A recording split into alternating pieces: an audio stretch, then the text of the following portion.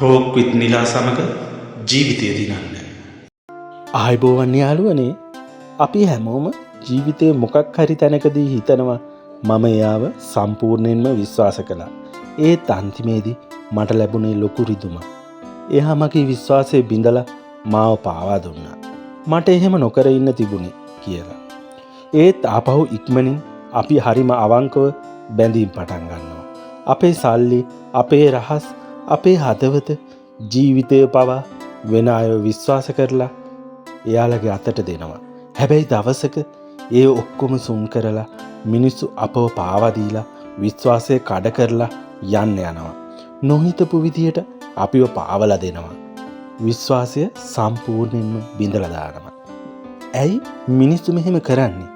මොකද්ද මේ විශ්වාසය බිඳීම, පාවා දීම පිටුපස තියෙන විද්‍යාව? මුලින්ම කියන්නේ ඥාතින්, හිතවතුන්, මිත්‍රයින් ඇසුරු කරන විට ඒ බැඳීම, ඒ අවංකකම, ඒ බැඳීමේ වටිනාකම තියෙන්නේ ඔයාගේ මනසින්, ඔයාගේ සිතුවිලි වලින්, හැඟීම් වලින් වගේම ජීවිතේ හැම දෙයකින්ම ඔයා සම්පූර්ණයෙන්ම නිර්වත් වෙලා හැමදේම අනික් අය එක්ක කියලා බෙදා ගන්න එක නම් නෙමෙයි. මනෝවිද්‍යාඥයින් කියන විදිහට මිනිස්සුන් විශ්වාසය කඩ කිරීමට, පාවා දීමට ප්‍රධාන හේතුවක් තමයි තමන්ව ආරක්ෂා කර ගැනීම සහජ බුද්ධිය. මිනිස්සුන්ට වැඩි වාසියක්, සතුටක් තියෙන තැනට එයාලා ලං වෙන්නේ ඊටාම ඉක්මනින්. ඒ වෙලාවට අනික් අයගේ ජීවිතය, හැඟීම් ගැන වැඩි ගාණක් නැහැ. ඔව්, ඇත්තටම එයාලා විශ්වාසය කඩ කරන්නේ ඔයාට රිද්දන්නම නෙමෙයි. තමන්ගේ වාසියක් හෝ තමන්ගේ ආරක්ෂාව, උවමනාවන් සම්පූර්ණ කර ගැනීම වෙනුවෙන්. කෙනෙක් කවුරු හරි පාවා දීලා විශ්වාසය කඩ කරලා ප්‍රතිපත්තිවලට, මනුස්සත්වයට පටහැනි දෙයක් කරනකොට හිතේ ඇතිවන ඒ පීඩනය නැති කරගන්න එයාලා තමන්ම කරපු වරදට විවිධ බොරු සාධාරණීකරණයන් හිත ඇතුළෙම හදා ගන්නවා. මම මේක කළේ මගේ අනාගතය වෙනුවෙන් වගේ බොරු වලින් හිත හදා ගන්නවා. දැන් අහන්න, මේක ටිකක් ආందోලනාත්මකයි. සම්පූර්ණ විශ්වාසය කියන්නේ ඇත්තටම මනෝවිද්‍යාත්මක රෝගයක් වගේ දෙයක්ද? ඔව්. පරිණාමවාදීව බැලුවොත් පරිසරයේ ඉන්න අනෙක් සතුන්ව සම්පූර්ණයෙන්ම විශ්වාස කරලා ඉන්නවා කියන්නේ මරණයට ආරාධනා කිරීමක්. ඉතින් තමන්ගේ අවශ්‍යතා ඉටු කරගන්න මිනිස්සු තමන්ගේ හෘද සාක්ෂියට ඉහළින් තමන්ගේ පැවැත්ම තියාගන්නවා. ඒක තමයි ඒ අයගේ කැලැස් ස්වභාවය. හිතන්න, ඔයාගේ හොඳම යාළුවා ඔයා එයාට කිව්ව ඔයාගේ ජීවිතයේ රහස් වෙන අය එක්ක බෙදා ගන්නවා. ඔයාට හිතෙන්නේ ඌ ද්‍රෝහියෙක් කියලා.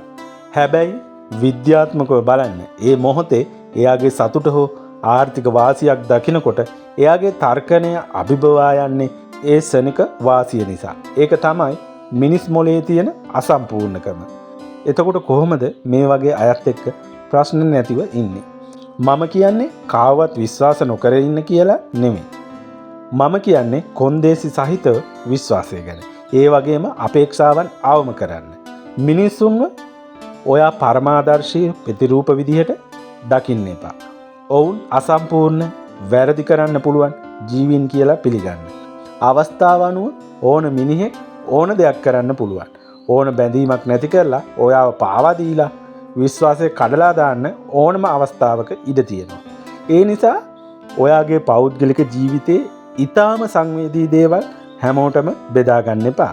අපි ඇසුරු කරන මිනිස්සු තාමත් කැලෑ සත්තු වගේ ප්‍රබල වෙමින් දුබලයාව තලන්න, පෙලන්න, පාවා දීලා විශ්වාසය කඩ කරලා ඔයාව පෙලන්න හදනවා නම් ඔයත් දැනගන්න ඕන තාමත් මිනිස්සුන්ගේ හිත් තුළ කැලෑ සතුන්ගේ ගතිගුණ තියෙන නිසා සීමාවක් තුළ විශ්වාස කරලා බැඳීම් තියාගන්න.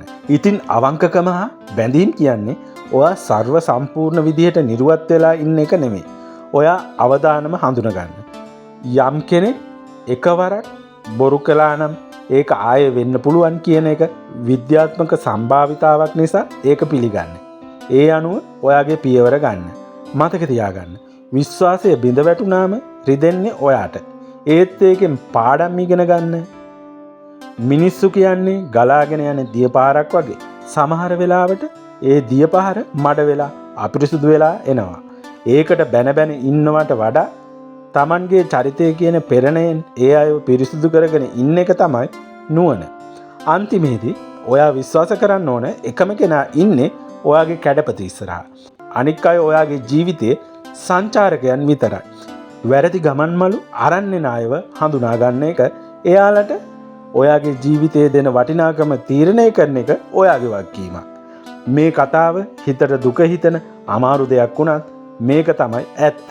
ඔබේ ජීවිතේ විශ්වාසය බිඳුණු අත්දැකීම් තියෙනවාද? පහලින් කමෙන්ට් කරන්න. අමතක නොකර channel එක subscribe කරන්න.